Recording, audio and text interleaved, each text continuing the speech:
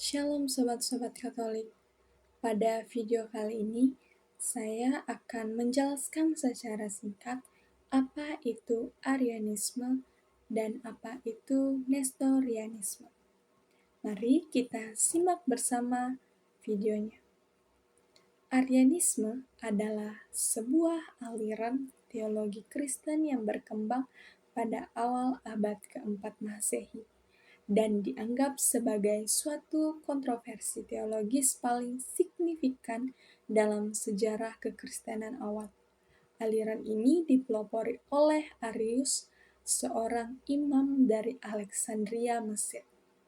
Konsep ajaran dari doktrin Arius adalah yang pertama, Yesus sebagai manusia ciptaan tertinggi dari segala ciptaan. Dia bukan pencipta, melainkan diciptakan oleh Sang Pencipta. Dan ia adalah ciptaan yang pertama dan yang utama. Yang kedua adalah Yesus tidak berada dalam kekekalan karena ia adalah ciptaan. Yesus tidak memiliki hakikat yang sama seperti Bapa. Pada waktu itu, kekristenan tengah mengalami ancaman yang sangat serius.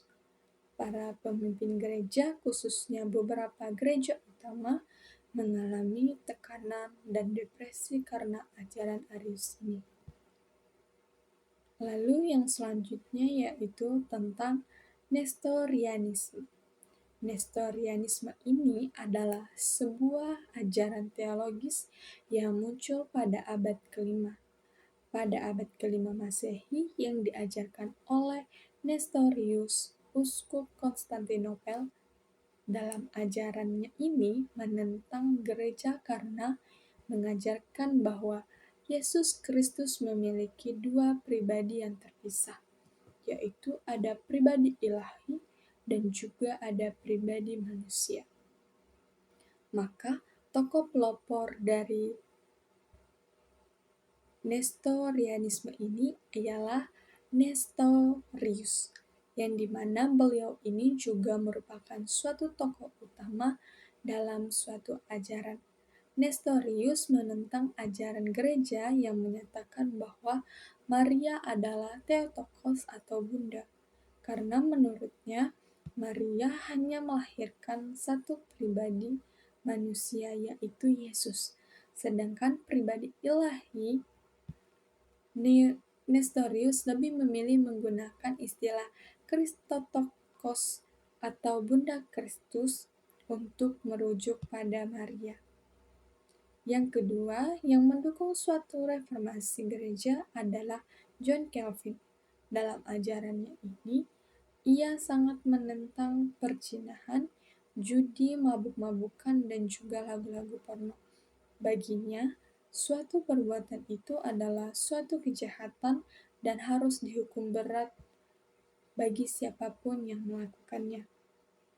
Sementara gerakan yang kedua adalah gerakan yang kontra terhadap suatu reformasi gereja yang dipelopori oleh Bapak Paus Pius kelima, Paus Gregorius XIII, Siklus 5 Raja. Ada beberapa ajaran Nestorianisme, yaitu yang pertama adalah dua pribadi. Dua pribadi ini dijelaskan bahwa Yesus Kristus memiliki dua pribadi, di mana pribadi terpisah yaitu ada pribadi ilahi atau logos dan juga pribadi manusia. Yang kedua yaitu hakikat. Kedua kepribadian ini memiliki dua hakikat yang berbeda. Ada hakikat ilahi dan juga ada hakikat manusia. Selanjutnya yaitu adalah hubungan antara Yesus dan Logos, yang dimana di sini juga menjelaskan bahwa Yesus adalah manusia yang dihuni oleh Logos, bukan Logos yang menjadi manusia. Nah, yang selanjutnya adalah peran Maria. Maria hanya melahirkan pribadi manusia yaitu Yesus, bukan pribadi ilahi. Maka terjadilah suatu pertentangan terhadap gereja dengan ajaran Nestorianisme, ditentang oleh gereja karena dianggap bertentangan dengan doktrin, yaitu doktrin Trinitas dan juga inkarnasi gereja. Gereja mengajarkan bahwa Yesus Kristus adalah suatu pribadi atau dua hakikat, yaitu ilahi dan manusia. Selanjutnya mengenai Konsili Efesus dan penutupan ajaran Nestorianisme. Ditutup oleh Konsili Efesus pada tahun 431 Masehi. Konsili ini menegaskan bahwa Maria adalah Theotokos, bahwa Yesus Kristus adalah suatu pribadi, satu pribadi dengan dua hakikat, yaitu hakikat ilahi dan juga hakikat manusia. Maka terdapatlah dampak Nestorianisme meskipun ditutup.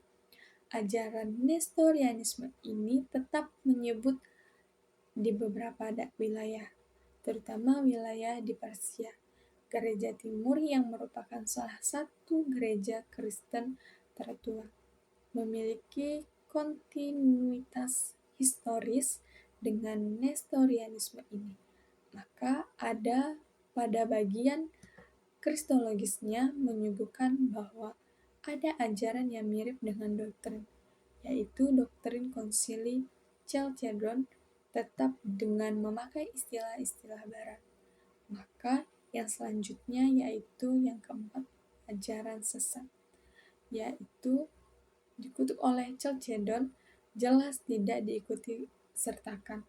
Maka pada alinea yang pertama mempertahankan Kristus yang sempurna dan kemanusiaannya. Semoga video kali ini dapat bermanfaat bagi sobat-sobat Katolik yang mendengarkannya. Salve!